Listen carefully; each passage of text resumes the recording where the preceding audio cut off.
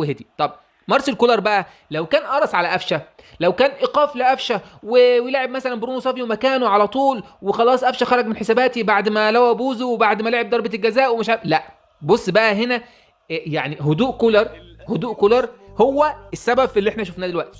الاهلي حسينا ان في ازمه بعد الماتش بتاع قفشه لما شاط الكوره وطلع كولر وقال في المؤتمر الصحفي وكده، لكن زي ما لومنا على كولر ان هو طلع في المؤتمر الصحفي وقال كده، لازم نشيد بكولر ان هو اتعامل بهدوء سويسري وببرود سويسري. لا عادي، هو في غرامه عشان طلع يتكلم، عشان خاطر حط الحاجه بتاعت السوشيال ميديا اللي هي قفشه حطها ديت.